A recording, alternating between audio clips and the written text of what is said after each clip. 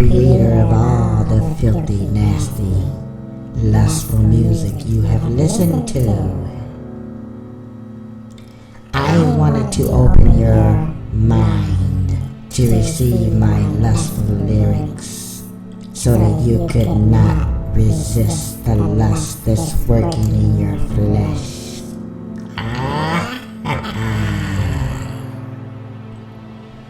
That's right. I took songs that most consider beautiful and hid lust right in the midst of the song. You can't escape it. You know what you feel in your flesh. Can't shake it. It's a part of your nature. Yes. I have seduced you with music and lyrics that you must succumb to the lust that's working within you. So just relax and listen to my music and continue to believe that nothing is wrong.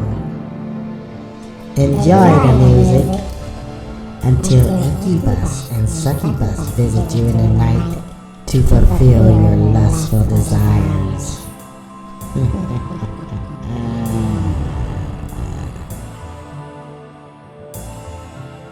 Through the years, many musical artists have produced music that has captivated the hearts of people worldwide.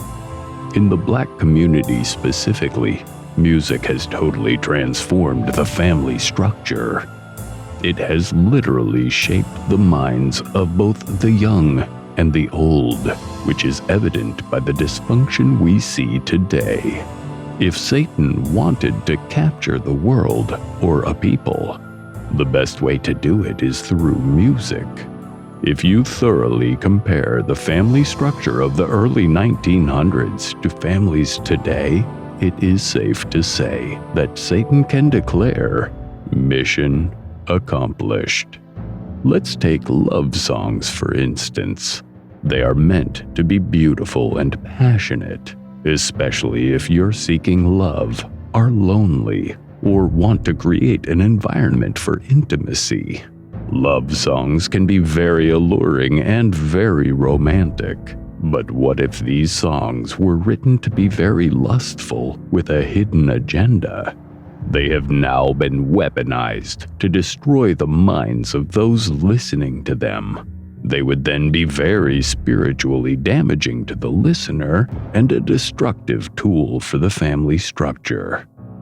Satan knows that if he connects the right lyrics to the right artist to create songs with lustful vibes instead of real and true love, then he would have better control over the minds of unsuspecting listeners.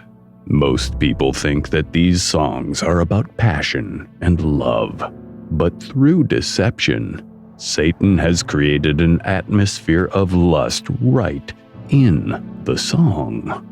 Satan confuses listeners into thinking that there is nothing amiss, because after all, it's just a song. Through the years, Satan has popularized lust songs to cause the masses to indulge in fornication and lust, which according to the Messiah is adultery. These artists have contributed to the work of Satan, thus becoming his musical prophets. He knows that if you play something over and over, it will eventually get into the spirit and the soul, thus making them a slave to lust through music and causing them to become possessed with sexual strongholds that will be hard to defeat. Listen to the lyrics of the songs presented in this short film, and you be the judge. Music has really changed over the years, especially over the last 20 to 30 years. I remember back in the days when I was a child, if I heard a song, especially a love song, they were beautiful. Some of these songs were really beautiful that were made by a lot of these different artists. but somehow they have gone astray. And you can see it in the lyrics. You can hear it in the lyrics. Some songs are sung so passionately with such emotion until you can't help but to be pulled into the vortex of the song. This song by Wilson Pickett was that type of song. When you first hear it, you think to yourself, what can be possibly wrong with this song? But when you listen to the lyrics, it talks about lusting in the midnight hour. Song titled In the Midnight Hour by Wilson Pickett. I'm gonna wait till the midnight hour. That's when my love come tumbling down. I'm gonna wait till the midnight hour when there's no one else around. I'm gonna take you, girl, and hold you and do all the things I told you in the midnight hour. This is not his wife. He is a fornicator looking for lust, sneaking in the middle of the night. Listen to this scripture in Romans chapter 13, verse 12 through 14. The night is far spent, the day is at hand. Let us therefore cast off the works of darkness, and let us put on the armor of light.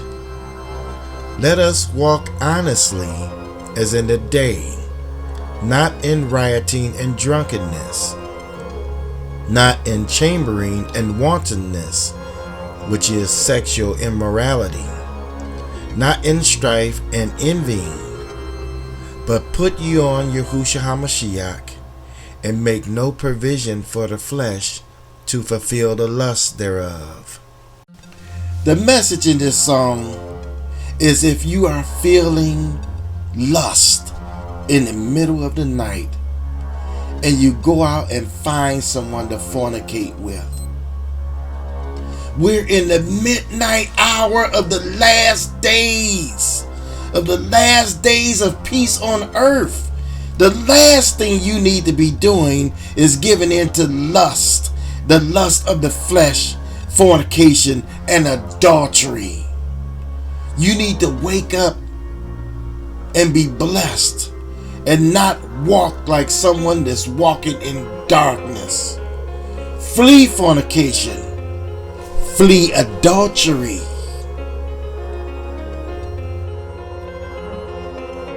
Looking at songs from the 1960s, you're going to see that there's going to be an escalation in songs that were actually more lustful and had absolutely nothing to do with love, right? And so when looking at the lyrics of these songs, you're going to see how certain elements were played into the songs and actually played out in real life. We can't honestly believe that these songs don't affect us internally or spiritually. Take a listen at the lyrics of the song Gypsy Woman. It's a song by The Impressions. It came out in 1961, and you're going to see how in the lyrics they are actually talking about desires that go beyond marriage for a woman that doesn't belong to him. So you be the judge. Is this love or lust? Gypsy Woman by The Impressions, 1961.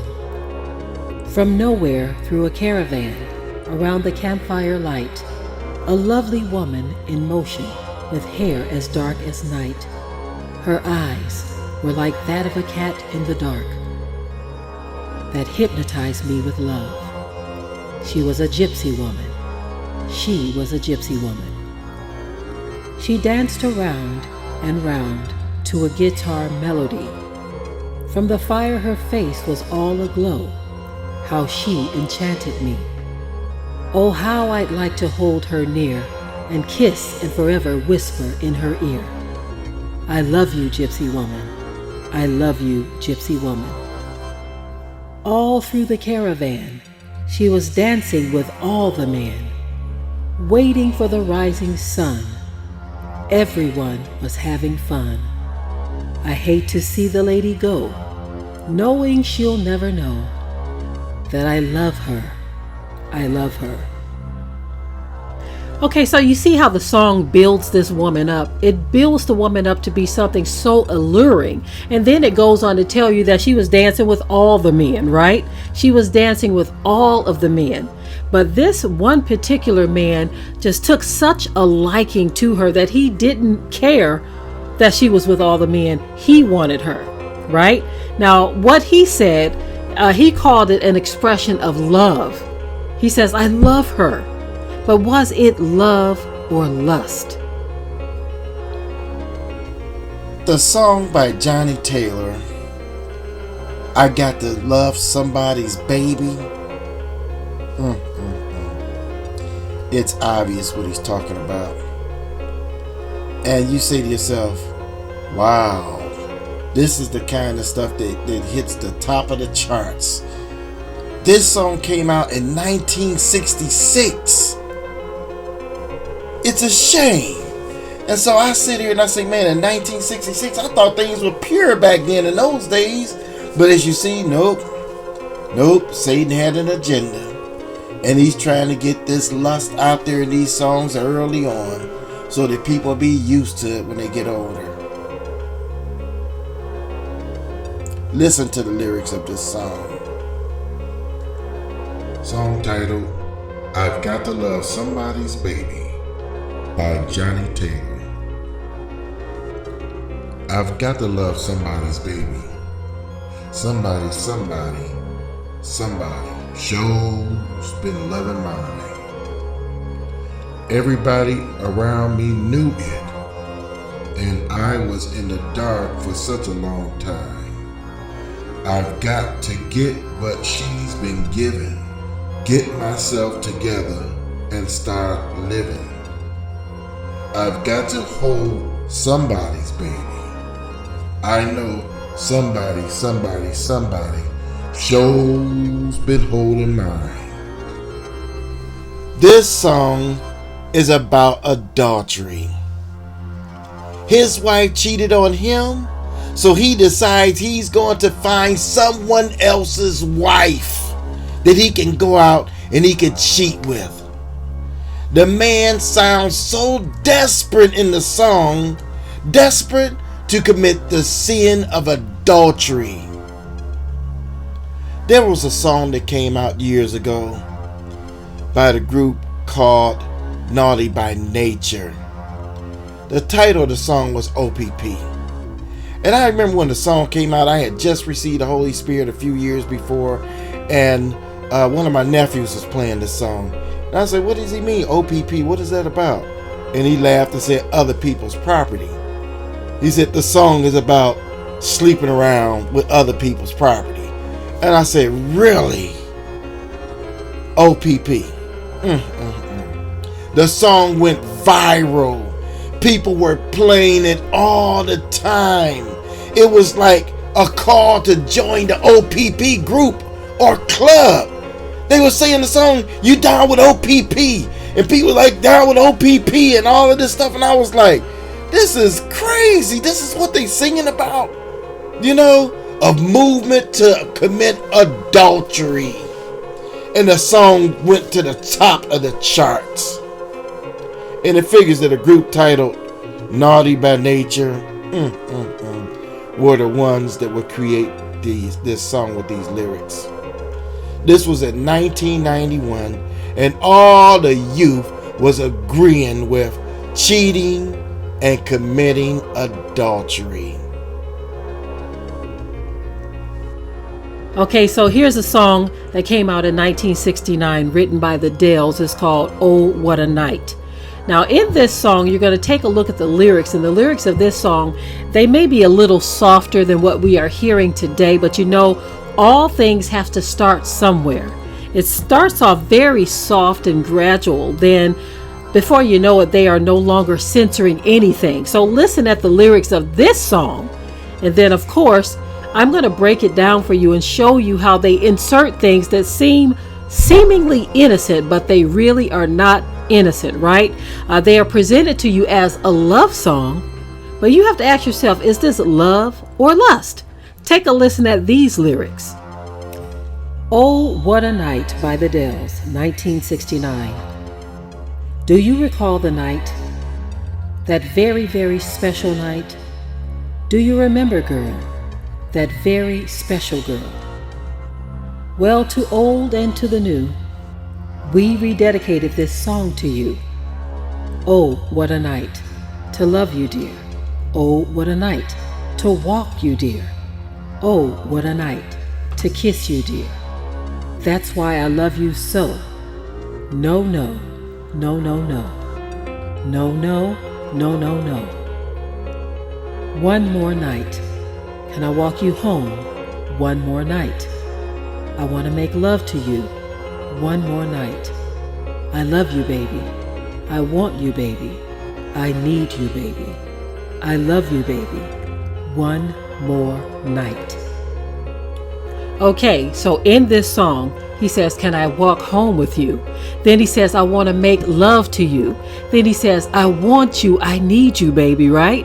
One more night.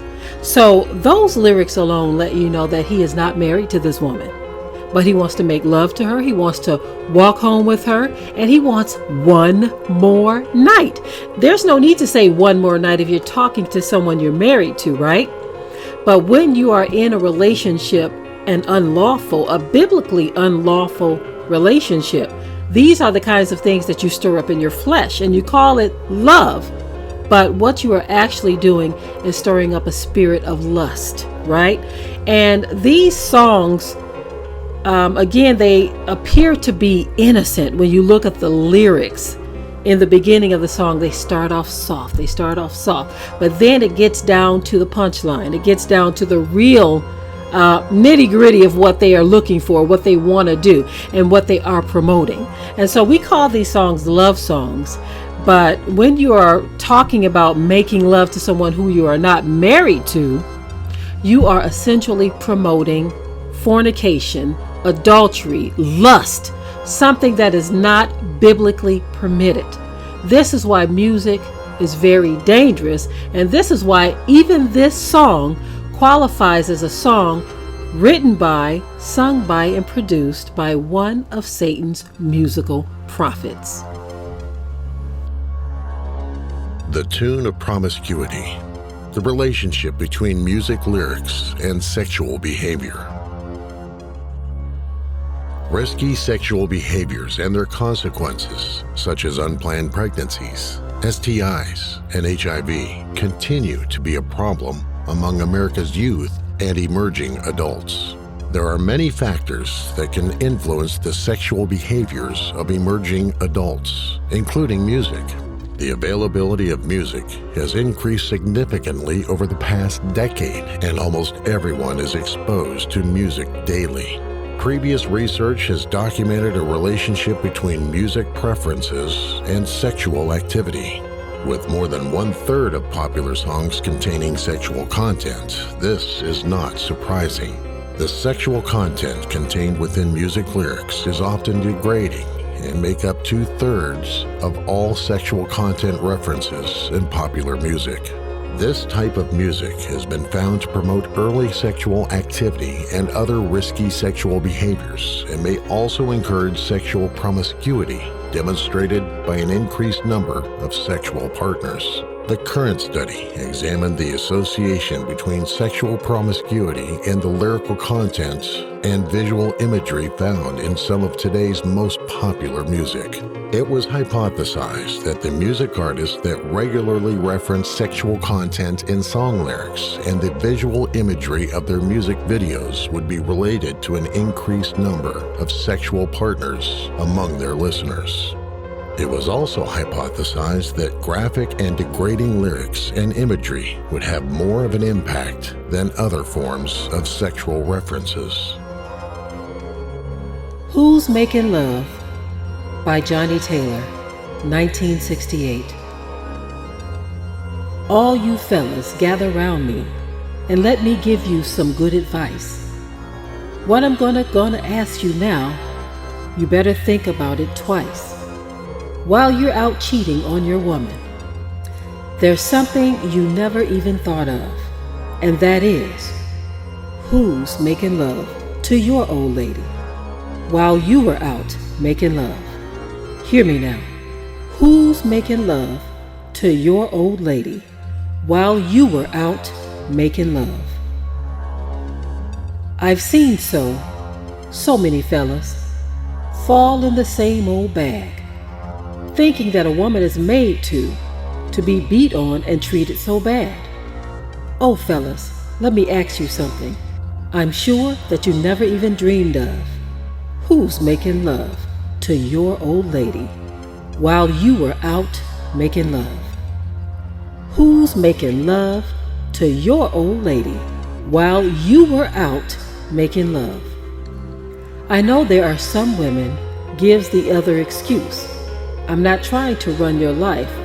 Boy, it's up to you. Oh you, oh you. Reason why I asked this question? I used to be the same old way. When I decided to straighten up, I found out it was a bit too late. Oh, that's when it all happened. Something I never dreamed of. Somebody was a-loving my old lady while I was out making love. Somebody was loving my old lady while I was out making love. Now, who's making love to your old lady while you were out making love? Okay, y'all, 1968, Johnny Taylor. Who's making love to your old lady? So this is a man who is telling a story. He's using his song to tell a story. He's telling other men, hey, gather around, I got something to tell you. Come and take a listen to this. This is something you're going to want to hear. He says, while you out there messing around, while you out there playing around, while you're out there making love to somebody else, there's somebody at home making love to your old lady, right? And so he's kind of confessing the error of his ways, thinking that it was okay for him to do this, that, and the third. He even goes on to talk about how men are treating women and thinking that they have a right to treat women this way, right? And then he goes on to say, well, there are consequences. Now, the song didn't use the word consequences, but as he's telling the story, as he is explaining things, right? As he is explaining things, he tells you that there are going to be consequences for your actions while you're doing your thing, right? And you're having your fun. Your woman is at home doing the same thing that you are doing, right? And so with him telling this story, this was back in the 1960s, 1968 to be exact. Johnny Taylor, who's making love to your old lady, right? I know that there are songs even before that that are telling similar stories, but this song really highlights how it can become infectious, right? How if a man starts a certain thing in his home, in his community, or if men start a certain pattern at home or in their communities, is actually going to trickle down. This goes back to what we say often, that when the head is out of order, the whole body is out of order. Sometimes what happens is a trickle down effect where if men start to do certain things in their homes and in their communities, women are going to start to do those things as well. And so you create a disaster. A disaster is being created, especially when you have music that's helping to promote this stuff, right? When you have a song that says there's some creeping going on over here or some creeping going on over there, essentially you are promoting a lifestyle that is biblically unsound, biblically unlawful, right? Now, again, even though this guy is telling a story, he is telling men to gather around, come and take a listen to what I got to tell you, right? He's telling a story, but he is also using music to create imagery, to give thoughts, right? To give permission. Some people use music as their permission to do something that is biblically unlawful. Now, some of you don't even want to hear what the Bible has to say about anything, right?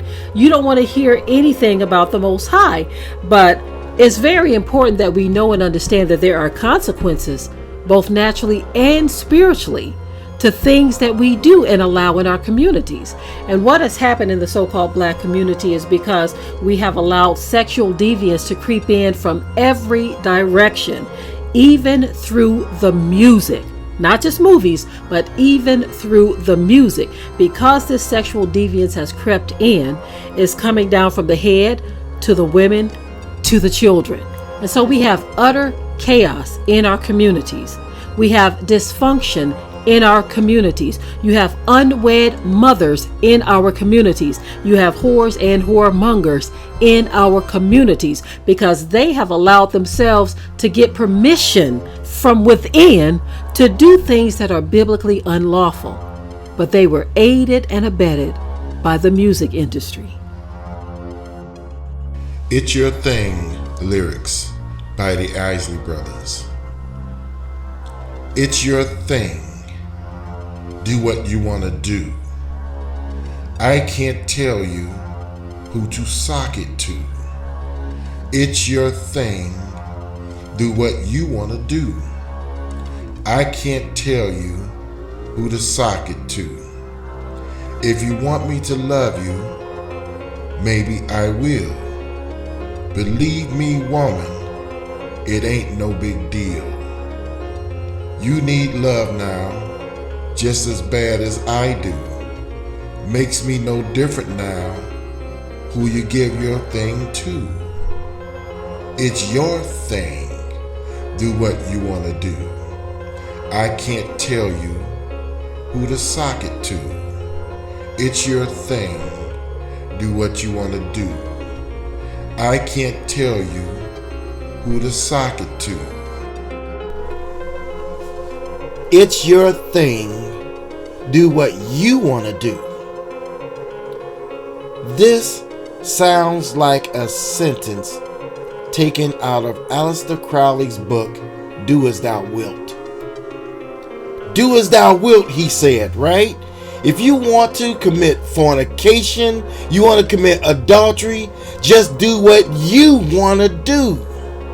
And if you want to do it with this guy, or with that one, or with himself, he's saying, just do what you want to do. And I can't tell you who to sock it to. I can't tell you who to commit adultery with. I can't tell you who to fornicate with. It's your thing. So what is he talking about when he says it's your thing? He's talking to a woman. It's your thing. He's referring to her private parts.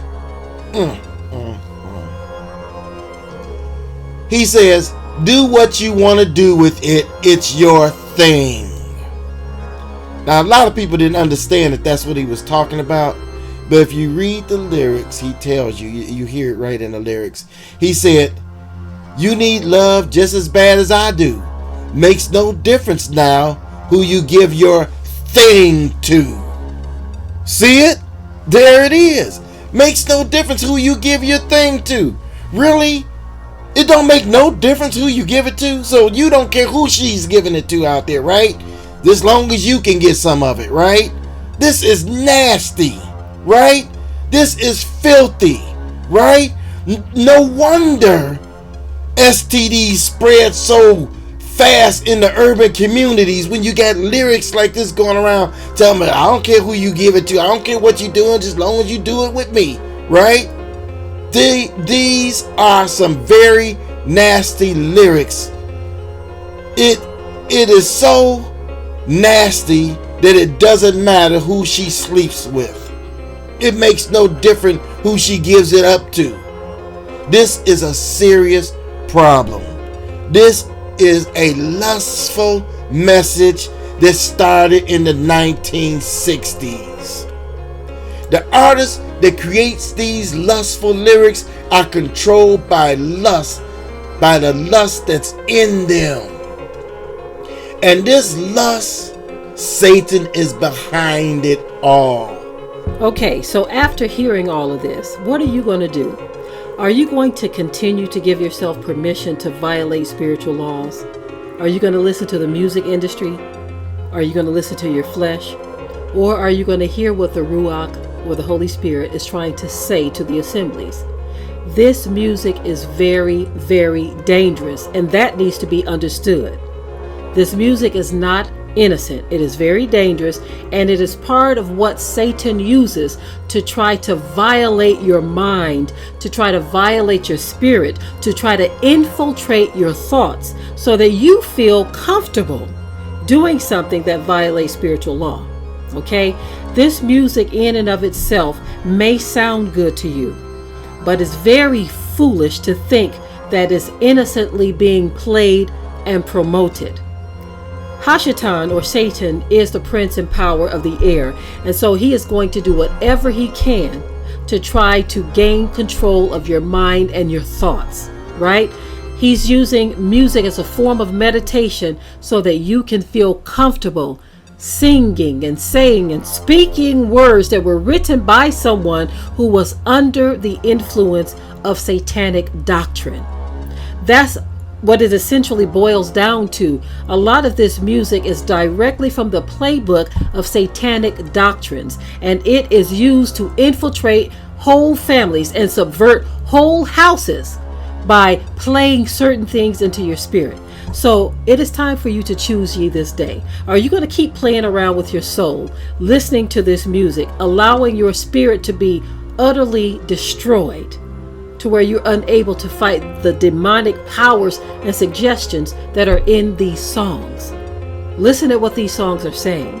They are promoting lustful desires, not relationships of love. The songs that we have given you examples of, there are many others that we haven't covered in this part of the series. But as we continue in the series, you should know and understand that this music is not innocent. And when you're talking about me and Mrs. Jones, and you're talking about making love to somebody's old lady, and you're talking about all of these other sexual rendezvous in the midnight hour, know and understand that you have opened yourself up for all kinds of demonic powers and infiltration, because it goes far beyond what is going into your ear gate. Okay, it goes far beyond that.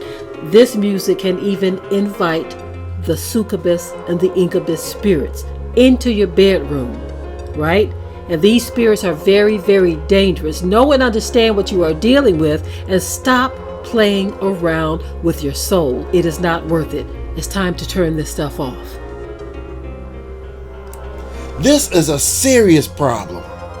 This lustful message started in the 1960s. The artists that create these lustful lyrics are controlled by the lust that's in them, and Satan is behind it all. Satan needs musical lyrics that are like this in order to control the masses.